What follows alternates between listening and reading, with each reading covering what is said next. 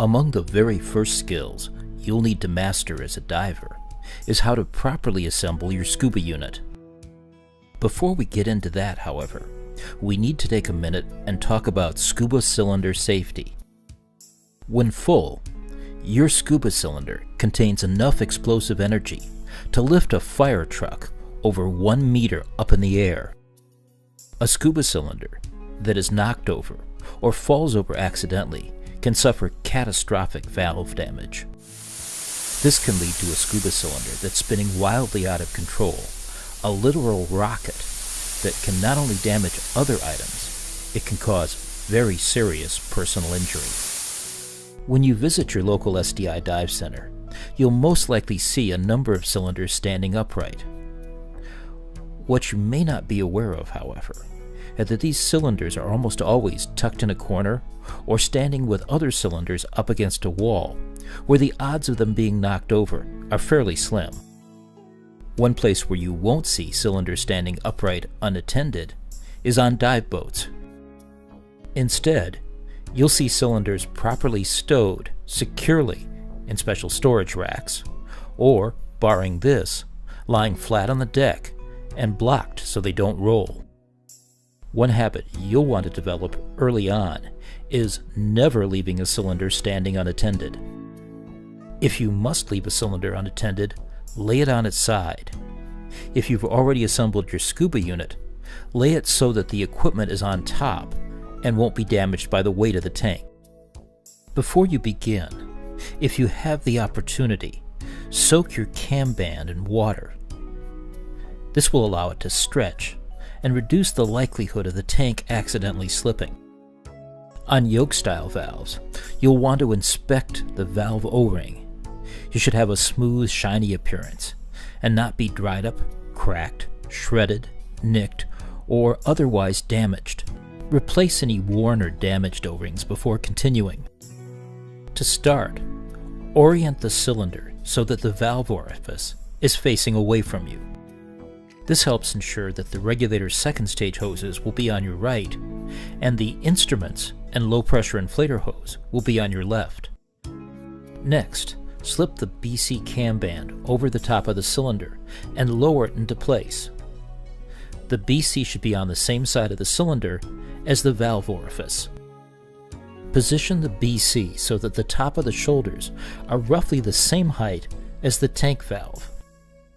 Later, you can check to make sure that the cylinder is low enough so that the regulator doesn't hit you in the head, but high enough so that you can reach back and access both second stage hoses. If need be, you can raise or lower the cylinder at that time, and make a note of this position for future use. To lock the BC firmly in place, pull out as tight as you can on the cam band. Now fold the cam buckle over halfway and insert the tip of the cam band through the tip of the buckle. Once you've done this, fold the buckle over the rest of the way. You should both hear and feel it snap into position. As a final check, push up and down firmly on the cam band to make certain it's as tight as possible. Now remove the dust cap from the regulator first stage and orient the regulator so that the second stage are on the right and the instruments and BC inflator hose are on the left. The first stage should be turned so that the first stage inlet is pointing directly at the cylinder valve outlet. Mate these two openings together and then turn the yoke screw or DIN connector until they are just finger tight. Before going any further, connect the low pressure inflator hose to the BC power inflator. Before turning the air on, pick up the submersible pressure gauge and make sure it's pointing down and away from you or anyone else. When you're ready, turn the air all the way on. Now look at the pressure gauge and confirm that the cylinder indeed has sufficient air for the planned dive. You should next take several breaths from both second stages to confirm that they are functioning properly. While you do this, look at the pressure gauge. The pressure should not be dropping or fluctuating at all while you breathe.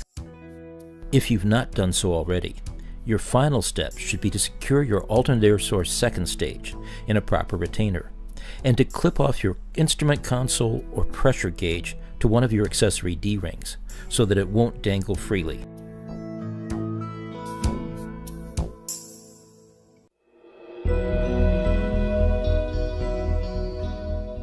The last thing you and your buddy should do before entering the water is run through the ABC checklist. This will help ensure that the 3 pieces of equipment most critical to your safety and health are in working order and ready to enter the water. The A in the checklist stands for air. You and your buddy need to reach back and check to make certain that the other's air is turned on.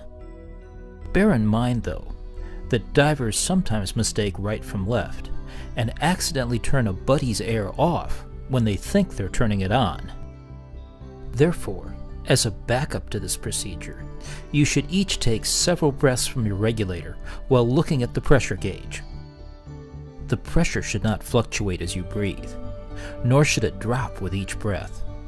If it does, you need to stop and have your buddy make sure that your air is turned completely on in the right direction. The B in the checklist stands for BC. As a general rule, you'll want to have your BC at least partially inflated before entering the water. As a minimum, you should check to make sure that your inflation and deflation controls are functioning correctly. The C on the checklist stands for computer. Make sure yours is activated, that there is no low battery indicator showing, and if you're diving a gas mixture other than air, that the PO2 setting is correct. That last point is something we cover in greater detail in the Nitrox Diver course. Now you're ready to don the rest of your equipment and enter the water.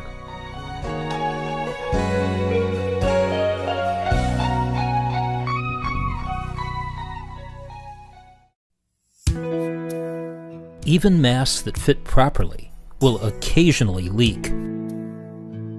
Fortunately, there's a simple method that will allow you to remove any water that gets into your mask without having to surface. If you understand how air, pumped into an inverted glass underwater, displaces the liquid inside, you know how this method works. To practice this skill, you'll need to start with a mask that's either partially or fully flooded. The easiest way to accomplish this is to insert a finger underneath the skirt at the top of the mask. Next, press in with one or both hands at the top of the mask frame. This forms a seal along the top and sides of the mask so that water can only exit out the bottom. While continuing to press in at the top of the mask, begin exhaling a steady stream of bubbles out your nose. If it takes more than just a single breath to get all the water out of your mask, no problem. Use all the air you need. Just before you exhale, the final breath needed to completely clear your mask, look up. This will make the bottom of your mask skirt the lowest point and help you to get all the water out. As a final note, if you wear contacts, keep your eyes closed anytime there's water in your mask. This will help you prevent accidentally losing your lenses.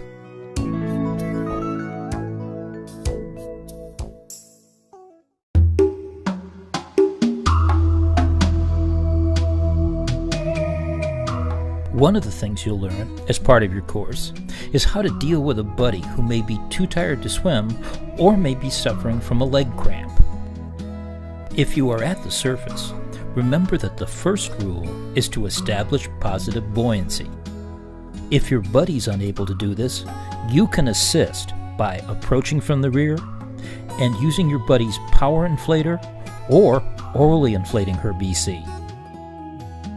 Among the easiest ways to tow a tired diver is to use what is known as the tank pull. To do this, you simply grab your buddy's tank valve, lean back, and kick. Its only drawback is that your buddy can't see you. An alternative to the tank pull is the fin push. Here you simply place your buddy's fins on your shoulders, lean forward, and kick. This allows you to maintain eye contact, which can be very reassuring for your buddy. A leg cramp is something you will most likely be able to deal with on your own. All you need to do is grab your fin tip and pull towards you to stretch the affected muscle. It may also help to massage your calf.